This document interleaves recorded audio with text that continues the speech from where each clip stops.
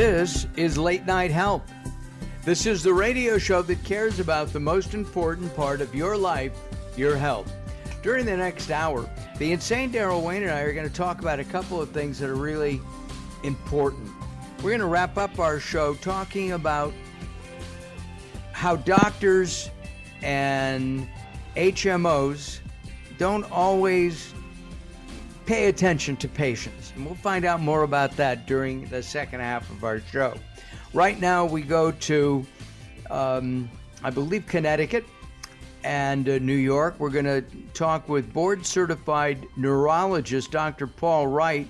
He's Senior Vice President and System Chair of the Nuvance Health Neuroscience Institute. And we're going to be talking about traumatic brain injuries. Dr. Wright, welcome to Late Night Health. Thank you very much, and thank you for inviting me to the program. Of course. The Winter Olympics are taking place right now. I guess skiing, I haven't even turned it on. Daryl, have you turned it on? I have. I watched some snowboarding, and I watched some figure skating and downhill skiing and some luge. Got to watch the luge. Yeah? Well, if they luge and they fall and go boom, they often crack your head. Have you skied in your life, Daryl? I have, but not successfully. They just call it snow plowing, where you sort of point your skis inward toward each other so you don't fall in your face. Oh, okay. Or go too fast. My favorite part of skiing, well, the only part that I've ever done is sitting in a hot tub. Dr. Wright, skiing, winter sports, brings up the subject of brain injury. It's very common, is it not? Yes, well, actually, it is quite common. But you're talking about the Olympics, and obviously this is an amazing, amazing time where we can watch these incredible athletes from all over the world doing incredible things in sport. And if we look at what has happened between now and 4 years ago, you can see that people are getting faster, getting stronger, and actually, as a neurologist, we see things that are quite scary. I would think, and as a, you live in snow country. Do you Correct. Personally ski or snowboard? I haven't skied in a few years, but I was an avid skier and plan obviously to get back to the slopes at some point. But when you see and hear of accidents that occur, and based on the position that I have in the health system, it makes me step back a little bit and think, is it really worth it? Well, I always think of boxing. I wouldn't get into a ring because of the brain injuries there. Of course, I'm not very athletic. I wouldn't get on a pair of skis.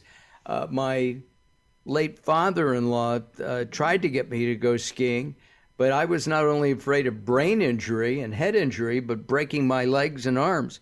It just doesn't appeal to me. No, I think it's very, very good to be outdoors, and I think skiing and snowboarding and the winter sports are really incredible. And I think it comes down to a very simple concept that we have to be judicious in what we do. We have to really take a step back. Because if you notice in the Olympics, and if you notice in terms of technology and equipment, things just seem to be getting better, stronger, faster. But yet our skills in terms of amateurs, at least I can talk on my behalf, they're not quite up to the level of what we really do with the equipment. So I think it's really important. Number one, it's great to get out there. It's right. Great to participate in these sports, but we have to know our limitations. And, the change of technology and from cell phones to skis does change. I mean, the skis of today are faster than the skis of, say, 50 years ago. No, absolutely. And they're probably safer. They, if you break out of the skis, easier. They don't stay with you if you fall down, for example. No, of course. But the same token is if you're going faster with those skis, because the skis are giving you the feeling of, I can go faster and I'm in better control, then it doesn't really matter how fast the ski detaches. You've got to make sure that you are well protected. But I think the key point of this is that we have to be mindful of our skills before we actually say, oh, I'm going down that really steep run. And let's face it, head injuries are commonplace outside of skiing and winter sports. Being in a car accident, you can lose consciousness for a couple of minutes, and that can really cause some serious side effects from that bang when you're being rear-ended or you front-end somebody else. No, absolutely. I think in life in general, we all have the propensity to sustain a head injury. And obviously many of the head injuries are unavoidable. But I think the most important thing that we have to really convey, and I think this is the most important thing, is I keep on bringing back the item of knowing our limitations and being mindful of our limitations. And it's not just our own limitations and being mindful of them. I think we also have to look at our environment of where we live and where we actually perform all our daily activities. And one of the things, because most falls, for example, that result in head injuries, especially in the elderly, many of them are preventable. But we have to make sure that they understand the ramifications of a fall, especially with head injury. Poorly fitting shoes, or the gentleman who decides, I'm not going to change the way I live my life, and I'm still going to clean the gutters and climb on that roof and get on step ladders. Yeah, I talked to an orthopedic surgeon a couple of years ago. He said anybody over the age of 50 who gets on a step ladder is putting his life or her life in risk because of potential risk of falling. And I would agree with that. And what I usually say to my patients is get the help, because what you pay for the help to do a task is much cheaper than your copay of going into the hospital. That's true, but you really feel silly about having somebody come to change a light bulb in your ceiling. Of course, you know? But the same token, as we age, we lose sensation a little bit in our feet. Our balance is not as good as it was, even though, again, mindful of our limitations, we think we can do these things. And even a ground level fall, whereas someone will fall when they're on a plain field, can be detrimental. So if you raise 1 or 2 steps, that can be a catastrophic injury to the brain, neck, or joints. So it's just not worth it. Our guest is Dr. Paul Wright. He's board-certified neurologist, and he is the Senior Vice President and System Chair of Nuvance Health Neuroscience Institute. When we come back, we'll talk a little bit about Nuvance. It's a nonprofit in Western Connecticut and the Hudson Valley part of New York. I'm Mark Allen, along with the insane Daryl Wayne. We're going to take some time out, but while we do, why don't you take a look over at latenighthealth.com. Latenighthealth.com. Lots going on over there. And, of course, you can hear us every place you want to listen to fine podcasting. Dr. Wright, Daryl, and I return as Late Night Health moves forward.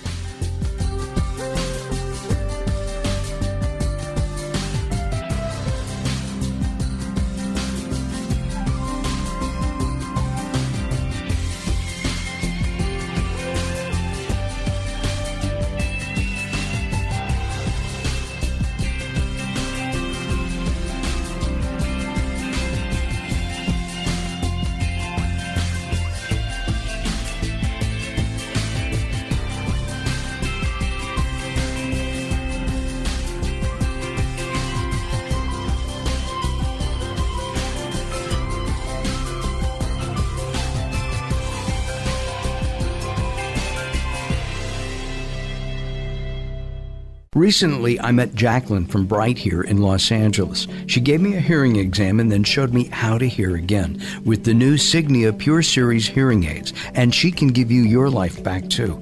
I hear birds chirping, birds cooing, and even my wife. They easily connect to my smartphone. The Signia hearing aids are amazing, and with the charge and go, I don't have to fiddle with batteries and hear all day long. Not hearing is frustrating for you and your family. I know you don't have a problem, but trust me, call Bright Here Now for a free hearing exam, a $125 value, yours free, just for making an appointment now. There are offices throughout the Los Angeles area. Call Bright Here Now at 323-424-7100. That's 323-424-7100 for a free hearing exam. There's no obligation. Call now, 323-424-7100, or visit them on the web at brighthere.com. If you're listening to Late Night Health right now, you're part of the growing target of baby boomers we're serving. Hi, I'm Daryl Wayne, producer of Late Night Health, inviting you to join the Late Night Health family. If you have any business targeting the growing boomer market, Late Night Health is the ideal advertising vehicle for you. From vitamins to insurance, alternative health to Western-style medicine, Late Night Health caters to the growing population of those over 40 years old. This vibrant demographic has expendable income to fight aging, purchase travel, take care of aging parents, or just have fun. Find out about the advertising opportunities with Late Night Health. Call us at 805-391-0308. That's 805-391-0308, or email us at info@latenighthealth.com. That's info@latenighthealth.com. Join Late Night Health as we empower people to take charge of their own health care. Call now at 805-391-0308. That's 805-391-0308.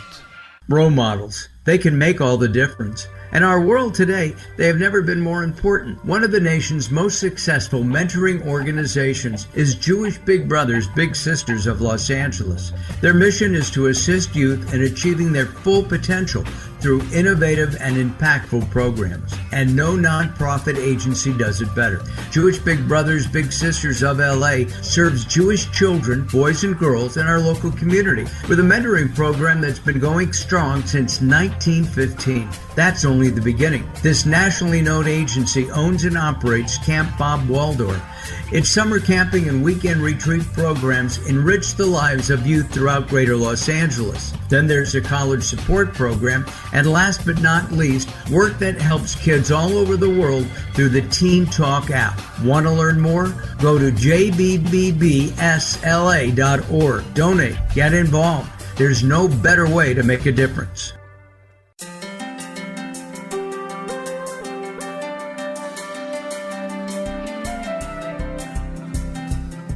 Late Night Health is proud of our partnership with the EBC, the Evolutionary Business Council. Check them out at ebcouncil.com. You're listening to Late Night Health with Mark Allen. The show continues in a moment.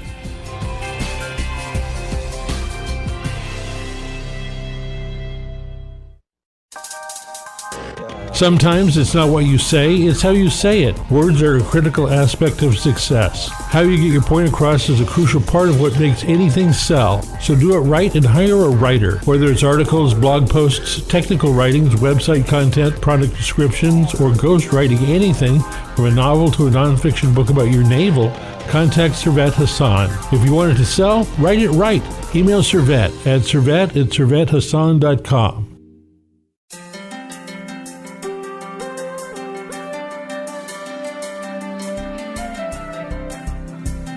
As Late Night Health continues, we're going to talk with board-certified neurologist Dr. Paul Wright.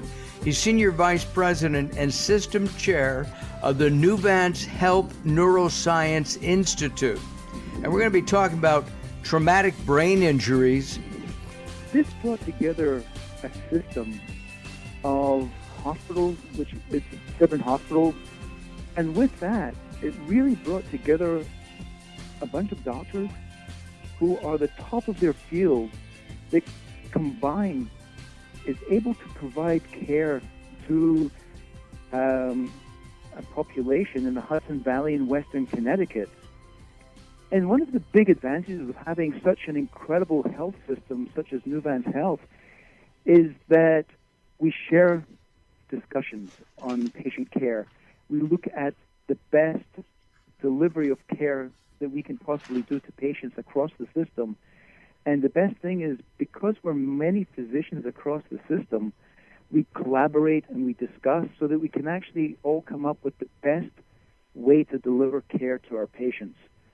Is So it a it's really PPO or an wonderful health HMO? system, and really wants to do the best thing by the patient. Got it. And that's I think what doctors should do. Is Nuvance a PPO, an HMO, or neither of those two initials? They're a healthcare system. A healthcare system. So do you need insurance to go in there? Do you take insurance? How does that part work? Correct. We do participate with insurances, and also we do deliver care to the underserved population. Gotcha. Well, not many underserved live in the Hudson Valley for sure, but maybe some. I don't know. It's an expensive area, generally speaking. Let's continue our discussion about head injuries. I was in a car accident about 10 years ago, 8 years ago, something like that. I actually lost consciousness for the first time in my life. It scared the living daylights out of me. What should somebody do when they have something traumatic like that, an accident? I was broadsided by a motorcycle, and as I said, I was out for maybe 30 or 40 seconds. So obviously, to reiterate what you said, it is a scary event when loss of consciousness occurs.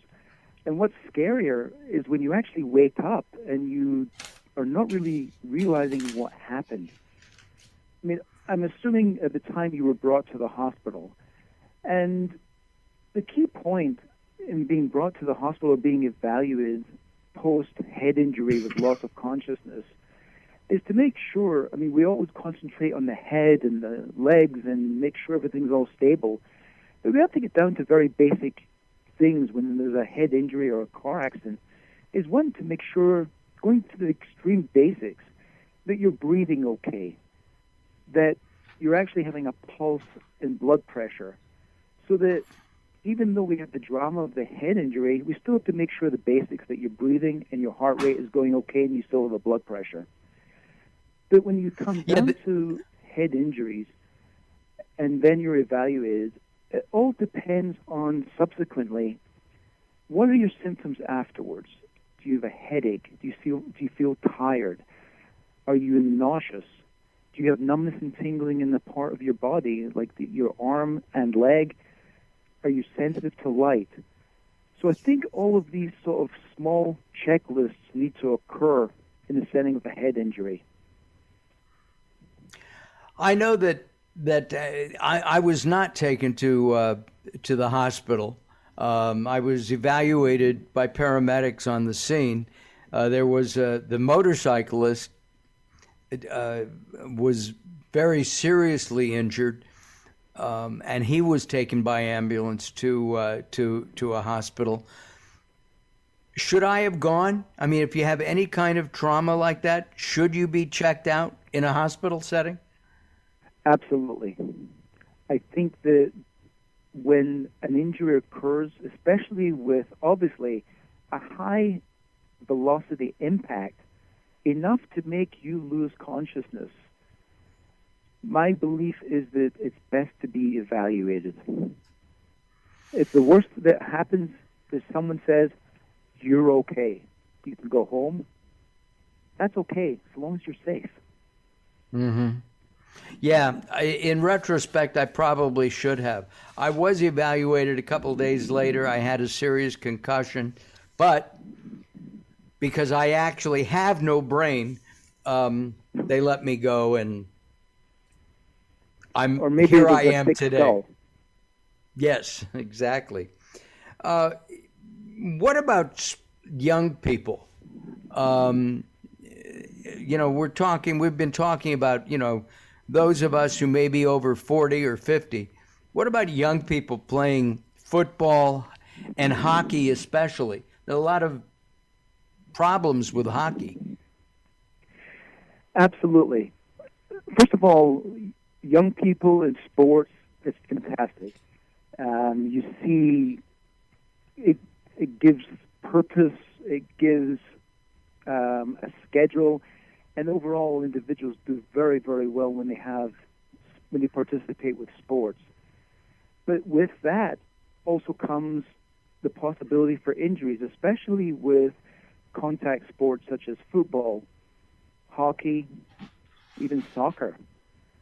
And one of the things that I commend the national leagues is that they're becoming much, much more strict.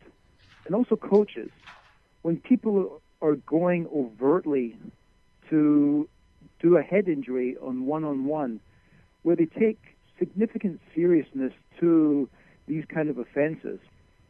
But one of the interesting aspects, and this is somewhat of a false sense of security that I do want to convey to everybody, and this goes along also with skiing. When we put a helmet on our head, we say, okay, I'm well protected. But that is a fallacy because it does protect us, and we should all wear helmets.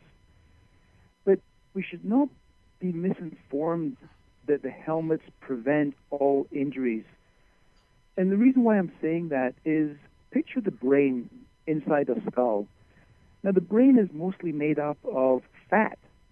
Right. And the fat results in the brain, for lack of a better term, floating in the skull. So it's not just the head injury by an impact.